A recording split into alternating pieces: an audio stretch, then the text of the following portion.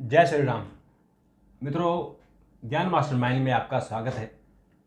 आपको हम अनेक मंदिरों के रहस्यों के बारे में बता रहे हैं और आज हम उत्तराखंड के 4 धाम में से एक बद्रीनाथ धाम के बारे में बता रहे हैं। आपने बद्रीनाथ धाम सुनेंगे तो आपको लगेगा कॉमन सी बात है, सामान्य सी बात है, बद्रीनाथ धाम को कौन नहीं जानता। लेकिन उसके पीछे क्या रहस्य है, ये मंदिर कब तक रहेगा, इसकी जगह कोई नया मंदिर बनेगा, इन सब विषयों पर हम चर्चा करेंगे। और हमारे विशेषज्ञ शोधार्थी डॉक्टर प्रदीप मिश्र जी ने इस बारे में बहुत अध्ययन किया है, वो आपको बताएंगे। डॉक्टर साहब, आपका बहुत बहुत स्वागत है। तो आज हम बद्रीनाथ जी के बारे में चर्चा करेंगे। ये तो सभी जानते हैं और लोग बड़ी यात्राएं वहाँ करते हैं, लाखों लोग हर साल वहाँ जाते हैं। लेकिन उसके ऐसे रहस्य बताइए कि जो इस कलयुग को परिवर्तन करने की, इस कलयुग का समापन की इंडिकेट करता है। जो उसी से जुड़ी हुई कुछ चीज़ें बताएंगे। देखिए, भारत की भूमि जो है ना, एक रहस्यमयी घटना और चमत्कारों के लिए जानी जाती है। अनेक ऐसे रहस्य हैं जो सदियों से अनसुलझे हैं। न केवल वो अनसुलझे हैं बल्कि विज्ञान के लिए भी एक बड़ी चुनौती बने हुए हैं। ऐसे ही रहस्यों से भरा हुआ है ये दिव्य धाम बद्रीनाथ धाम उत्तराखंड का। इसे 4 धामों में से एक धाम माना जाता है।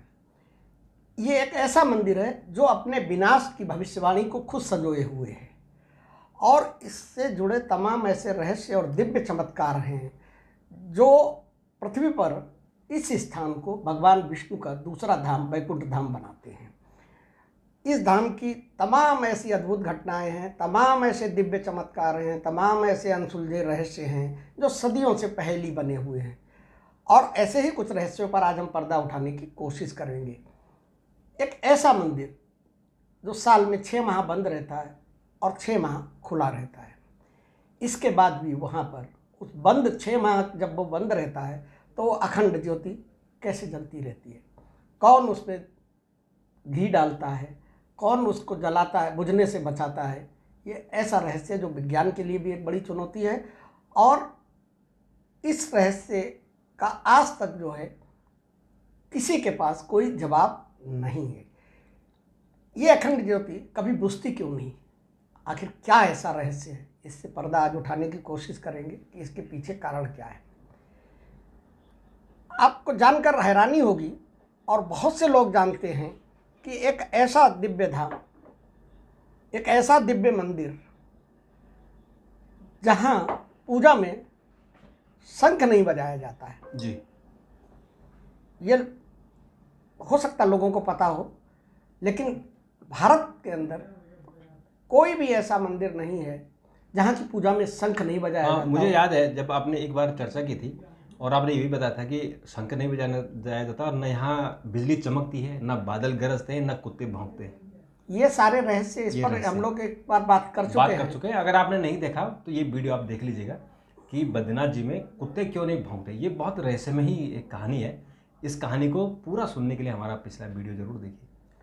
अब देखिए कि हमारे सनातन धर्म में पूजा का अभिन्न हिस्सा माना जाता है शंख और शंख बजाना। शंख के अपने तमाम चमत्कारी रहस्य हैं, तमाम चमत्कार हैं, लेकिन ये एकमात्र ऐसा पृथ्वी पर दिव्य धाम है और वो भी भगवान विष्णु का, जिनके एक हाथ में हमेशा शंख रहता है। शंख उनका साला भी है, लक्ष्मी जी का भाई भी है, ठीक है। उसके बावजूद यहाँ पर शंख जो है, यहाँ की पूजा में, बद्रीनाथ जी की पूजा में शंख को नहीं बजाया जाता है। तो इस रहस्य को भी जानने की कोशिश करेंगे कि ऐसा क्यों होता है। मतलब अगर आप देखें तो बद्रीनाथ धाम जो है पूरा रहस्यों का एक खजाना है, पग पग पर वहाँ रहस्य है। अब वहीं पर एक तप्त कुंड है, चारों तरफ बर्फ है। मंदिर का टेम्परेचर हमेशा 9 डिग्री सेल्सियस रहता है, आसपास रहता है, कम हो जाता है सर्दियों में, चारों तरफ बर्फ है। लेकिन वहीं पे एक तप्त कुंड जो है उसके पानी का टेम्परेचर 54 डिग्री सेल्सियस हर समय रहता है, वो पानी खोलता रहता है। बिल्कुल, उसमें आप डुबकी मारेंगे तो लगेगा कि अब आखिर ये चमत्कार है, रहस्य है या विज्ञान के लिए एक पहेली है ना। इसको भी जानने की कोशिश करेंगे, इसकी भी परतें उधेड़ने की कोशिश करेंगे। इसके अलावा इस बद्रीनाथ धाम के पास ही एक वसुधरा नाम का झरना है, वो भी अपने में तमाम रहस्य समेटे हुए है। उस झरने के बारे में ये मान्यता है और ये कहा जाता है कि वो पुण्य आत्माओं को आशीर्वाद देता है, लेकिन पापी आत्माओं पर उसकी झरने की एक भी बूंद नहीं गिरती है। ये किसी चमत्कार से कम नहीं है। सनातन धर्म श्रद्धालु इसे भगवान विष्णु का चमत्कार मानते हैं। इतिहासकार इसे रहस्य से जोड़कर देखते हैं और विज्ञान जो है अपनी इसमें थ्योरी देता है। इसके अलावा इस मंदिर के, इस दिव्य धाम के पास ही एक भीम पुल है, जो बिना किसी सहारे के सदियों से, महाभारत कालीन टाइम से जो है वो ऐसे ही बना हुआ है। कोई पिलर नहीं है, कुछ भी नहीं है, कोई उस पर नुकसान नहीं हुआ। आखिर उसका क्या रहस्य है? क्या वो किसी गूढ़ संकेत का रहस्य है? क्या उसकी संरचना जो है वो न केवल विज्ञान के लिए बल्कि बड़े बड़े वास्तुविदों के लिए भी अपने में तमाम गूढ़ रहस्य समेटे हुए हैं कि उनको जानने की कोशिश की जाए तो लोग उस टेक्निक को समझ सकते हैं। इस दिव्य धाम के मंदिर का जोशीमठ में नरसिंह देव मंदिर जो है उससे भी एक बड़ा कनेक्शन है, और बड़ा क्या, बड़ा महत्वपूर्ण कनेक्शन है। इस दिव्य धाम का अस्तित्व जो है उसी मंदिर से जुड़ा हुआ है, और वो अस्तित्व क्या है कि नरसिंह भगवान की हाथ की भुजा धीमे धीमे पतली होती जा रही है। अब पुराणों में ये लिखा हुआ है, ये कहा गया है कि जिस दिन भगवान नरसिंह का ये हाथ जो है टूट जाएगा, उस दिन से ये बद्रीनाथ धाम विलुप्त हो जाएगा। ठीक है, क्या ये किसी कलयुग के अंत का संकेत है? ये भी एक बड़ा रहस्य है, या ये देवी चमत्कार है, या कोई भगवान की अपनी माया है। तो ऐसे इन रहस्यों से, इस दिव्य धाम के इन दिव्य रहस्यों से पर्दा उठाने के लिए हम लोग चलते हैं। आखिर तक आप वीडियो में बने रहिए हमारे साथ, एक एक करके पर्दा जो है उठाने की कोशिश करते हैं। इसमें बहुत रहस्य, केवल एक रहस्य नहीं है, कई रहस्य हैं, इसलिए आप पूरा वीडियो देखिए और आपको पता लगेगा कि वाकई कितना इसमें अध्ययन किया गया है। तो आप शुरू करें? बिल्कुल, आप शुरू कीजिए। बद्रीनाथ धाम उत्तराखंड के चमोली जिले में स्थित भारत के 4 धामों में से एक धाम है, और सनातन धर्म, हिंदू धर्म के लिए बहुत बड़ा तीर्थ स्थल है। हर साल लाखों लोग यहाँ पर जाते हैं। ये अलकनंदा नदी के किनारे पर स्थित है और भगवान विष्णु को समर्पित है। इसे बद्रीनाथ धाम भी कहते हैं और इसको भगवान बद्री विशाल के नाम से भी जाना जाता है। अब इसकी स्थापना, इस धाम की स्थापना को लेकर बहुत कई पौराणिक कथाएं हैं। एक कथा ये कहती है कि भगवान विष्णु ने इस लोक पर, इसी स्थान पर अपनी कठोर तपस्या की, योग साधना की। उनकी तपस्या से प्रभावित होकर देवी लक्ष्मी ने बद्री का मतलब होता है बेर होता है, तो बद्री मतलब बेर के पेड़ का रूप धारण किया। और चूंकि ये बर्फ से ढका हुआ सारा क्षेत्र था, तो उन्होंने उस बेर के पेड़ से, बद्री से, उनकी भगवान विष्णु की सर्दी से रक्षा की, और तभी से ये स्थान जो है बद्रीनाथ, बद्री का मतलब बेर और नाथ का मतलब स्वामी, बेर के नाथ स्वामी, बद्रीनाथ के नाम से प्रसिद्ध हो गया।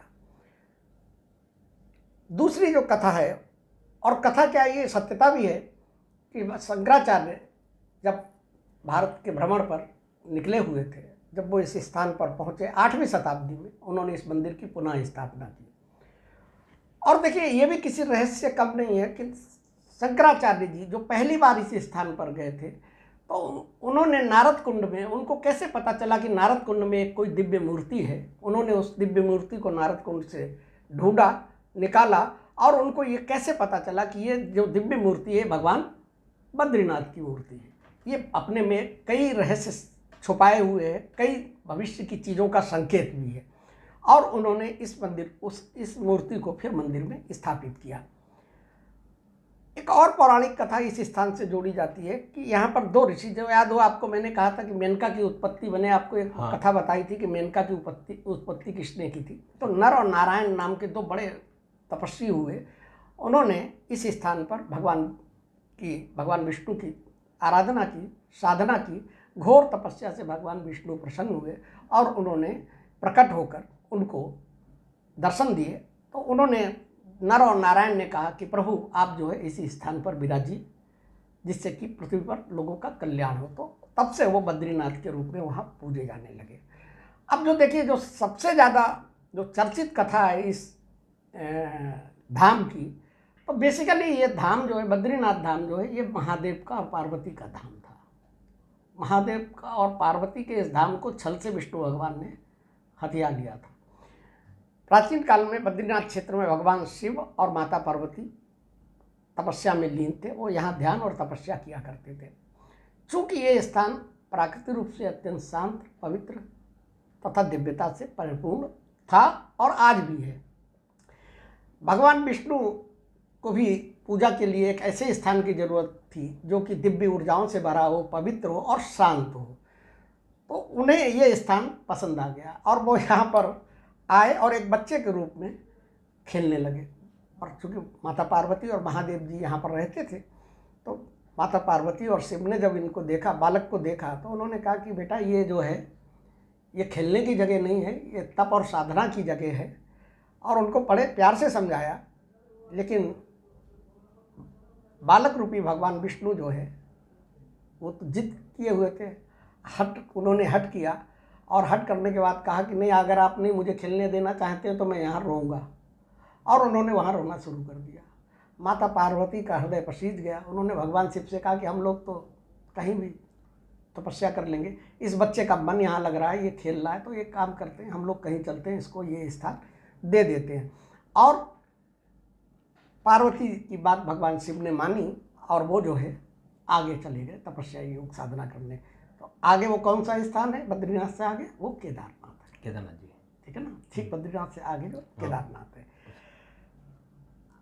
अब देखिए, बद्रीनाथ को भगवान विष्णु का धाम भले ही माना जाता हो, लेकिन ये मूल रूप से शिव का ही धाम था। इसीलिए जब आगे तपस्या करने महादेव गए तो वो बद्रीनाथ के पास वाला जो स्थान था वो भगवान शिव का प्रमुख धाम बन गया और उसे आज केदारनाथ के रूप में जाना जाता है, जो पृथ्वी पर जो है भगवान शिव का सबसे शक्तिशाली और सबसे ज़्यादा ऊर्जा वाला स्थान माना जाता है, जहाँ पे तमाम लोग जाते हैं। जो 12 ज्योतिर्लिंग है उनमें से एक, और उनमें से भी सबसे ज़्यादा, हालांकि उसकी भी स्थापना जो है शंकराचार्य जी ने की थी, लेकिन वो शायद वहाँ पहले से ही नहीं, वहाँ पे पांडवों ने वहाँ पे मंदिर की स्थापना शंकराचार्य जी ने की थी, पर शायद वहाँ शिव स्वयंभू प्रकट हुए थे। और पांडवकालीन पांडव जब गए थे तो पांडवों ने, देखिए शिव के जितने भी मंदिर हैं वहाँ उनका सबसे ज़्यादा संबंध अगर किसी से जुड़ा हुआ है तो पांडवों से जुड़ा हुआ है। मान्यता ये है कि भले ही भगवान महादेव और पार्वती केदारनाथ में चले गए हों, लेकिन उसके बाद भी वो अभी भी अदृश्य रूप से इस स्थान पर निवास करते हैं। और इसीलिए यही कारण है कि बद्रीनाथ धाम में योगी, तपस्वी और साधक बद्रीनाथ धाम को तपस्या के लिए, ध्यान और साधना के लिए इसलिए चुनते हैं क्योंकि एक साथ वहाँ पे दो देवों की उनको ऊर्जा प्राप्त हो जाती है। अब आपको मैंने जैसा शुरू में बताया था कि कौन कौन से रहस्य हैं और उन रहस्यों के पीछे सच्चाई क्या है और उनके पीछे की चमत्कार क्या है। सबसे पहली बात जो मैंने बताई थी कि बद्रीनाथ का मंदिर हो या केदारनाथ का मंदिर हो, दोनों मंदिरों में 6 महीने खुलते हैं और 6 महीने बंद रहते हैं। सर्दियों में वहाँ बर्फ पड़ जाती है, मंदिर बंद हो जाते हैं। अक्टूबर या नवंबर में शीतकाल के लिए बंद कर दिया जाता है और फिर उसके बाद अप्रैल या मई में दोबारा खोला जाता है। सबसे बड़ा रहस्य और सबसे अनसुलझी पहेली यही है कि जब ये मंदिर अक्टूबर या नवंबर में शीतकाल के लिए बंद किया जाता है तो जो यहाँ के पुजारी होते हैं, और यहाँ के पुजारी जो है, देखिए दोनों जगहों के पुजारी जो है वो रावल बोले जाते हैं। रावल मतलब केरल के नंबूदरी ब्राह्मण, वही है। वो लोग यहाँ इसके मुख्य पुरोहित होते हैं, रावल जी। उनको उनकी नियुक्ति भी शंकराचार्य जी ने, क्योंकि शंकराचार्य जी खुद केरल से थे, तो केरल से अपने साथ नंबूदरी ब्राह्मण। नहीं, देखिए उसके पीछे 2-3 रीजन थे। एक तो रीजन ये था कि शंकराचार्य जी इस चीज़ को जानते थे कि जिस तरीके से उन्होंने, चूंकि उस काल में वो पैदा हुए थे जिस समय मुगल कालीन आक्रांता जो हमारे यहाँ पर लगातार अटैक कर रहे थे और तमाम ऐसी साजिशें रच रहे थे जिससे कि वो हिंदू धर्म को या भारतीयों को, हिंदुओं को जो है विभाजित करने की कोशिश कर रहे थे। और उनको इस बात का डर था कि हमारे यहाँ उत्तर और दक्षिण में कहीं जो है धर्म के स्थान पे और उसके स्थान पर वो बंटवारा ना कर दिया जाए। तो उन्होंने ये मतलब जो एक जिसे कहते हैं ना एकता के सूत्र में पिरोने के लिए, हिंदुओं को एकता के सूत्र में पिरोने के लिए उन्होंने क्या किया कि उत्तर भारत के जो मठ थे उसमें दक्षिण भारतीय पुजारियों की और जो दक्षिण भारत के मठ हैं उनमें उत्तर भारत के पुजारियों की स्थापना की। अब देखिए उसका दूसरा जो कारण है, दूसरा कारण ये है कि ये दोनों मंदिर या जो भी मतलब पहाड़ों पर जो मंदिर हैं आपके, इनमें रावल क्यों उन्होंने किए कि रावल जो है, जो नंबूदरी ब्राह्मण होते हैं, वो एक तो अपने डिसिप्लिन के लिए जाने जाते हैं, कठोर अनुशासन और नियम संयम, ठीक है, तो और प्रकांड पंडित भी होते हैं। तो ऐसे में वो मौसम के अनुकूल वो अपने को जल्दी ढाल सकते हैं। उत्तर भारतीयों के साथ वहाँ थोड़ी सी दिक्कत आ सकती है इतनी ऊंचाई पे पूजा करने में और इतनी बर्फ और इतनी ठंड में। उसके पीछे एक कारण ये भी हो सकता है, लेकिन जो मेन कारण है वो कारण वही था कि सांस्कृतिक सूत्र में और एकता के सूत्र में बांधने के लिए किया गया। अब चलिए चलते हैं हम इस पे कि ये अखंड ज्योति जो है, ये अखंड ज्योति अब जब वो बंद करके जाते हैं अक्टूबर और नवंबर में, कपाट बंद करते हैं बद्रीनाथ धाम के, तो वहाँ जो जिस तरह पूजा करके और जिस तरीके से अखंड ज्योति को जलाकर छोड़ देते। अप्रैल और मई के महीने में जब दोबारा ये कपाट इनके खोले जाते हैं तो ये ज्योति, अखंड ज्योति उसी प्रकार जलती है। 6 महीने तक ये जलती रहती है, इतने विपरीत मौसम में। हाँ, तो वहाँ जब चारों तरफ बर्फ से वहाँ ढक जाता है। जब मंदिर के कपाट बंद होते हैं, मंदिर में कोई प्रवेश नहीं कर सकता है, फिर भी अगर ये ज्योति जलती रहती है और वैसे ही जलती रहती है, तो ये रहस्य जो है किसी चमत्कार से कम नहीं है और ये आज तक अनसुलझा है कि आखिर कौन ऐसा है, कौन इस बाती को जलाता है, कौन इसको जलाए रखता है। और देखिए सबसे बड़ी बात क्या है कि अग्नि को प्रज्वलित होने के लिए ऑक्सीजन की जरूरत होती है, ठीक है ना। जब टेम्परेचर माइनस में पहुंच जाता है, बर्फ से चारों तरफ ढक जाता है, उस समय ऑक्सीजन की भी कमी होती है। उसके बाद भी ये लौ कैसे प्रज्वलित रहती है, ये माना ये जाता है कि ये दिव्य शक्ति और ईश्वरीय चमत्कार है। हमारे धर्म में ये कहा जाता है कि ये, और श्रद्धालु भी मानते हैं, पुराणों में भी माना जाता है और साधु संत भी ये मानते हैं कि ये लौ जो है अखंड ज्योति की, इसकी रक्षा जो है स्वयं भगवान विष्णु करते हैं। और ये स्थान दिव्य ऊर्जा से भरा हुआ है जिससे प्राकृतिक रूप से ज्योति की लौ बनी रहती है। विज्ञान के लिए ये आज भी एक रहस्य बना हुआ कि ये ज्योति जो है क्यों जलती है। अब मैंने आपको शुरू में बताया था कि मंदिर बद्रीनाथ धाम में, इस दिव्य धाम में शंख नहीं बजाया जाता है। एकमात्र ऐसा दिव्य धाम है, एकमात्र ऐसा धार्मिक स्थल है जहाँ की पूजा में शंख को नहीं बजाया जाता है। कोई भी ऐसा मंदिर नहीं आपको मिलेगा जिसमें कि शंख नहीं बजाया जाता। शंख सब जगह बजाया जाता है, आह्वान करने के लिए शंख बजाया जाता है। इसके पीछे जो है एक महत्वपूर्ण धार्मिक और मान्यता है और पौराणिक कथा है। वो कथा जुड़ी हुई है उर्वशी और शंखचूड़ से। शंखचूड़ नाम का जो है एक असुर हुआ था बद्रीनाथ क्षेत्र में। इसी जगह पर इस शंखचूड़ नामक असुर का वध जो है वो भगवान महादेव ने किया था। दरअसल शंखचूड़ का एक संक्षेप में हम आपको बताते हैं कि शंखचूड़ असुर को जो है भगवान विष्णु ने ही वरदान दिया था और वो वरदान ये था कि कोई भी देवता उसे मार नहीं सकता है सीधे। तो भगवान शिव ने उसका जो है वध किया, लेकिन उनके वध से ये स्थान जो है श्राप से प्रभावित हो गया। और हुआ क्या कि मरते समय शंखचूड़ ने ये श्राप दिया कि इस क्षेत्र में शंख की ध्वनि नहीं होगी। उसके पीछे कारण क्या था कि उसे लगा कि अगर शंख की ध्वनि बजती रहेगी, शंख पवित्र और दिव्य ऊर्जा का संवाहक माना जाता है और वो चूंकि असुर था, तो उससे लगा कि अगर ये लगातार बजता रहा तो हमारी आत्मा को शांति नहीं मिलेगी। तो उसने अपनी आत्मा की शांति के लिए ये श्राप दिया और भगवान ने जो है उसकी इस बात को मान लिया। एक और कथा जुड़ी जो पौराणिक कथा है वो है उर्वशी और जो अप्सरा उर्वशी थी और नारद ऋषि के साथ। नारद ऋषि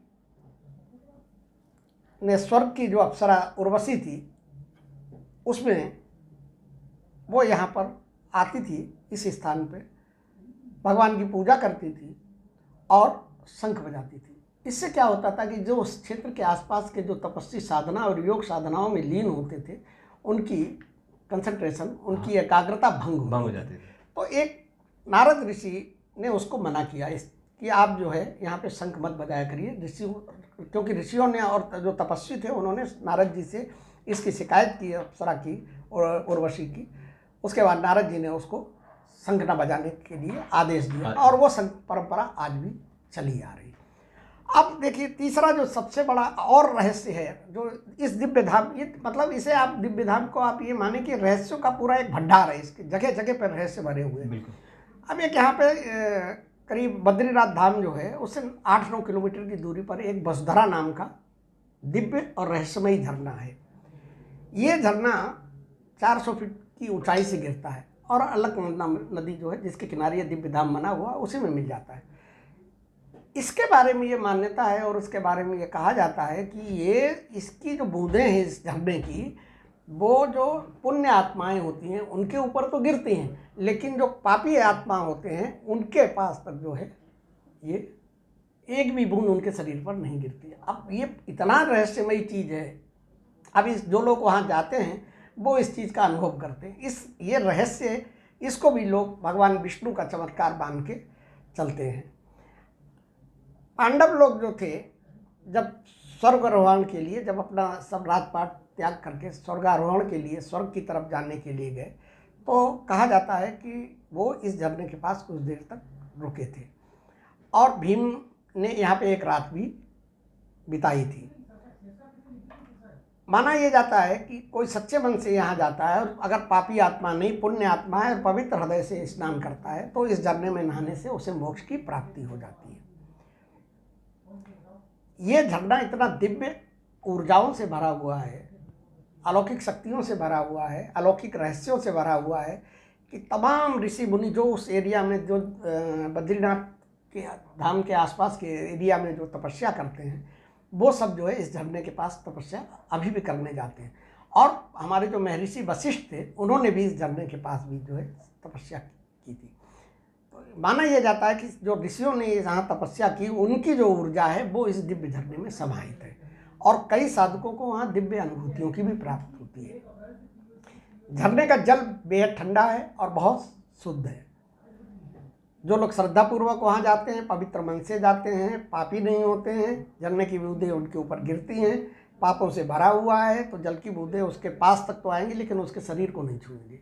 ये एक बहुत अपने में रहस्यमयी चीज़ है। ऐसे ही बद्रीनाथ में एक और रहस्य की सब जो रहस्य है, एक बहुत बड़ी पहेली है कि बद्रीनाथ धाम या केदारनाथ धाम जो बर्फ़ चारों तरफ जो ऊंची चोटियाँ हैं लगातार वहाँ बर्फ़ जमी रहती है, सालों भर वहाँ बर्फ़ जमी रहती है।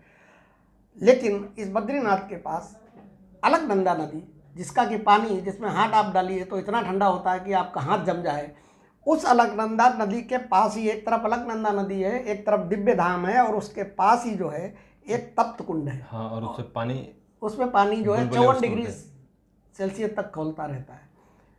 अब ये मैंने देखिए, डॉक्टर साहब, मैंने उस तप्त कुंड में एक डुबकी लगाई है मैंने, अच्छा, तो इसलिए मुझे उसका बड़ा अनुभव है, बहुत ही दिव्य अनुभव है कि इतनी ठंड में आप आराम से उसके अंदर, पहले जब आप उसमें कूदेंगे तो आपको गर्म वो लगेगा कि आप जल गए, जाएंगे। गर्म पानी, लेकिन जैसे आप अंदर घुसे उसके बाद आनंद लीजिए, फिर आप आधे घंटे तक नहाइए। तो अब देखिए ये किसी चमत्कार से कम नहीं कि एक तरफ जहाँ चारों तरफ बर्फ है और दूसरी तरफ ठीक उस थोड़े से दूर की वहीं नज़दीक पे एक जो है खोलते हुए पानी का एक कुंड है।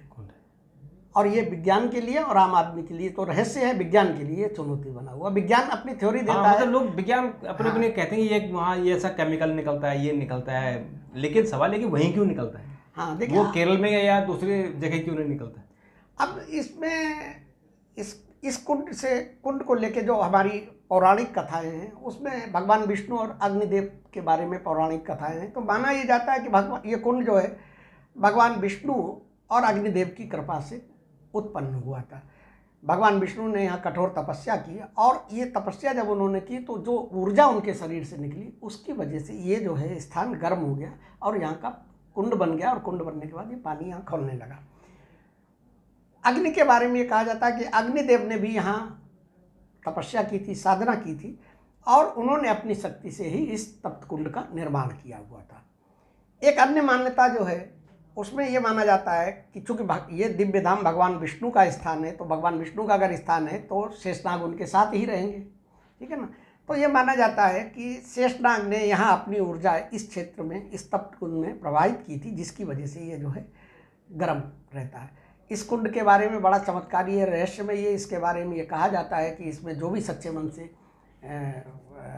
इसमें स्नान करता है या इसको पानी को अपने शरीर पर छिड़कता है, तो उसको जहाँ एक तरफ उसकी मनोकामनाएं पूरी होती हैं, तो वही दूसरी तरफ कई चर्म रोग भी दूर हो जाते हैं। ऐसी चीज़।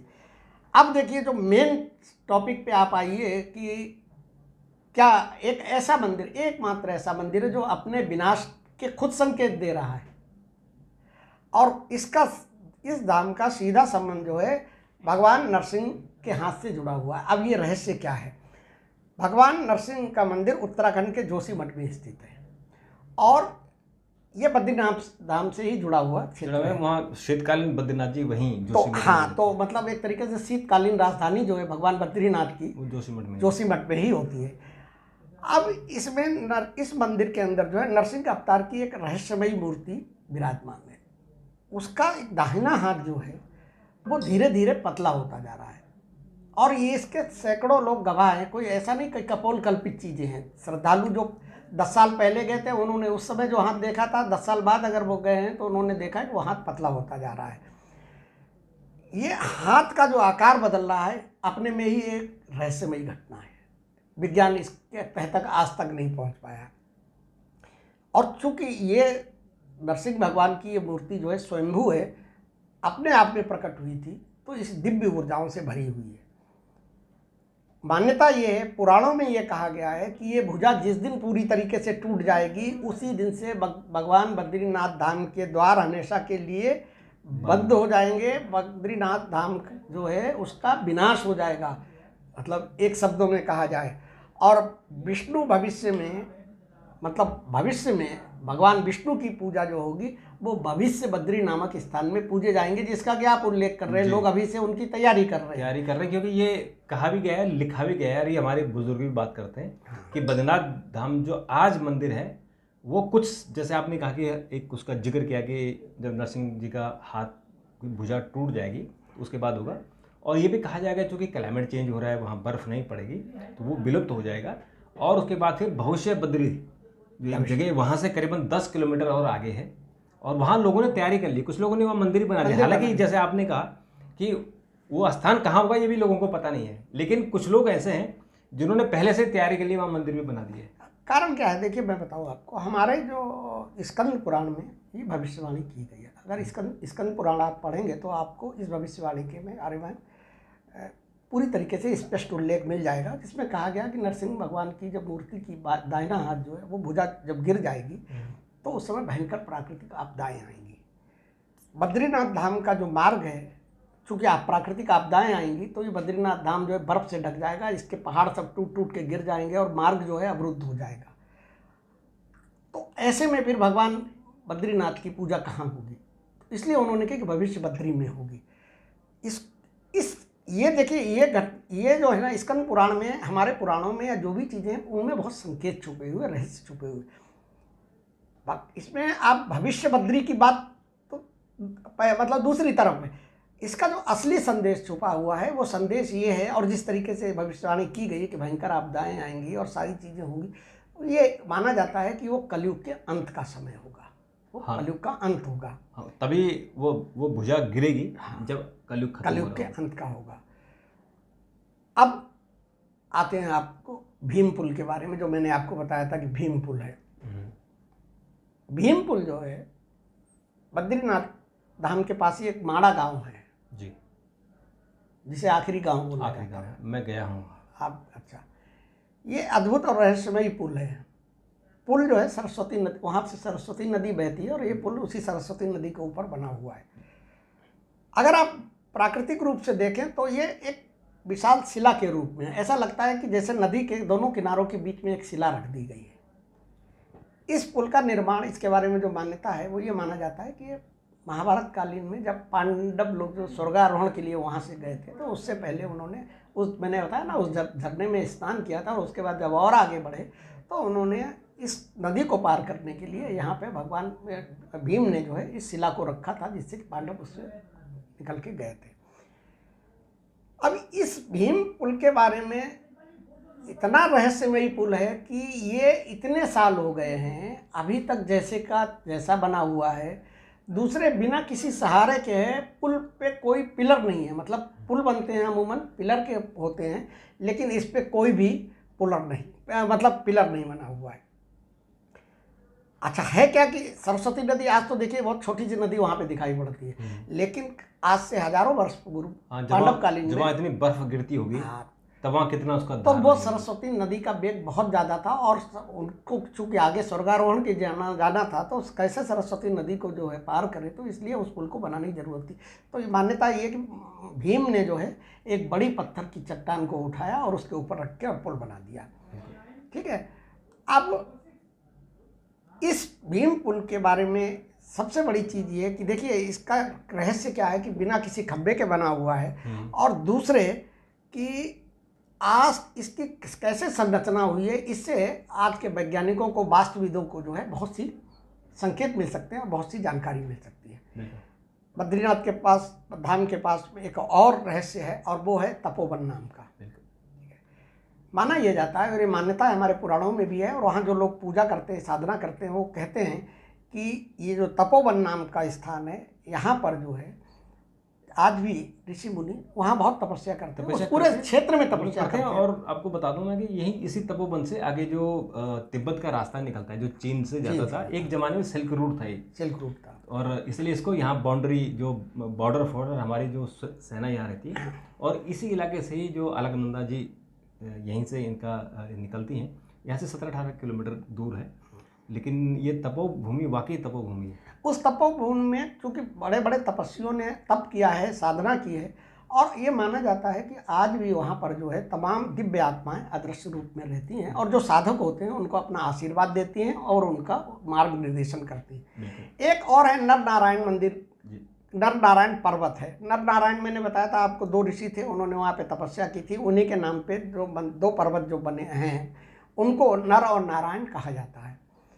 इसके बारे में भी एक पौराणिक कथा ये है कि जैसे एक हाथ से रहस्य जुड़ा हुआ है, तो ये माना जाता है कि जब ये पर्वत जो है जब तक अस्तित्व में रहेंगे तब तक बद्रीनाथ मंदिर भी सुरक्षित रहेगा। अब देखिए इसको दूसरे तरीके से आप जोड़िए, है एक ही जगह पे चीज़ पहुंचती है कि जब नरसिंह भगवान का दाहिना हाथ टूट कर गिरेगा, तो उसमें स्कंद पुराण में ये भविष्यवाणी की गई है कि बड़ी बड़ी प्राकृतिक आपदाएं आएंगे और भूस्खलन होगा, पत्थर गिरेंगे तो ये पर्वत भी हाँ, तो नर और ये नारायण का पर्वत भी टूटेगा। तो जुड़ा उसी से हुआ है, और उस समय जो है इस मंदिर का विनाश हो जाएगा।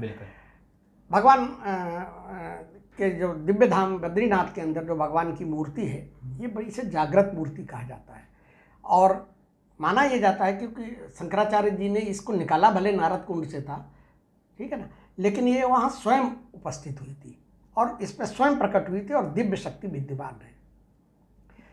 बद्रीनाथ के आगे एक जगह है संतोपंथ नाम, सतोपंथ है। सतोपंथ में भी क्या है कि वहाँ पर लोग नहीं जा सकते, और उसके पीछे देखिए भौगोलिक कारण है, क्योंकि वहाँ का रास्ता इतना दुर्गम है, इतनी बर्फ पड़ी रहती है, तो वहाँ दिव्य आत्माएं और सिद्ध योगी ही जा सकते हैं। और इसे ये माना जाता है कि यही जो है देवताओं और मानवों की सीमा रेखा, इससे आगे फिर आप जो है नहीं जा सकते। तो कोशिश की है आज बद्रीनाथ धाम के इस रहस्य पर्दा उठाने की, कितना। और इसमें केवल एक रहस्य, जिसमें कई सारे रहस्य उठे, और आप एक एक करके देखिए। और एक चीज़ मैं और बता दूं आपको, जो पहले हम लोग चर्चा कर चुके हैं कि इस धाम की, देखिए इस धाम के दिव्य चमत्कार और अलौकिक रहस्यों में एक तो ये भी है, जो पहले भी मैंने आपको बताया था, और वो भी शांत वातावरण की वजह से। जैसे शंख नहीं बजाया जाता ना, ध्वनि नहीं पैदा की जाती, इसीलिए नर और नारायण ऋषि जब भगवान विष्णु की वो कर रहे थे, तो उन्होंने कुत्तों को श्राप दिया था कि तुम यहाँ भौंकोगे नहीं, क्योंकि कुत्ते बहुत भौंकते थे और उनके अनुभव डिस्टर्ब करते थे। तो इसलिए इस क्षेत्र में जो है कुत्ते नहीं है। इस बारे हमने वीडियो बना रखा है, आप जरूर देखिए। और बिजली जो है चमकती है, लेकिन गरजती नहीं है, कड़कती नहीं है, मतलब आवाज नहीं आती। ये बहुत बड़ी बात है, और ये जरूर इसको अनुभव कीजिएगा। अगर आप बद्रीनाथ जी धाम गए हैं तो वहाँ जाके आपको महसूस हुआ होगा, नहीं हुआ होगा तो दोबारा जाइए, और जो लोग नहीं गए बद्रीनाथ धाम एक बार जरूर जाइए, आपको वहाँ दिव्य अनुभूति होगी। और जो जो बातें अभी डॉक्टर साहब ने कही है, उन बातों को आप अनुभव कीजिए, नोट करके लेके जाइए, ताकि आप अनुभव हो आपसे। और एक नहीं, कई रहस्य आपको बताए हैं, और ये बद्रीनाथ धाम जी कलयुग के अंत का भी एक सूचक होगा, इस बात को भी आप ध्यान रखिए। और इस बारे में बहुत सारे हमने बातें कही हैं। हमने कल्कि देव की जो 10वां अवतार होगा भगवान शिव का, उसके बारे में भी चर्चा की, वो भी वीडियो आप देख सकते हैं। डॉक्टर साहब आपने बात की, आपका बहुत बहुत धन्यवाद। मित्रों आपका भी बहुत बहुत धन्यवाद। चैनल को आगे बढ़ाइए। अगर आपने अब तक सब्सक्राइब नहीं किया है तो ज़रूर कीजिए, अपने मित्रों को भेजिए, बच्चों को भेजिए और देखते रहिए। हम आपके लिए रोज़ ऐसे ही नई नई जानकारी लाते रहेंगे। तो अभी के लिए इतना, कल फिर मुलाकात होगी, तब तक के लिए नमस्कार।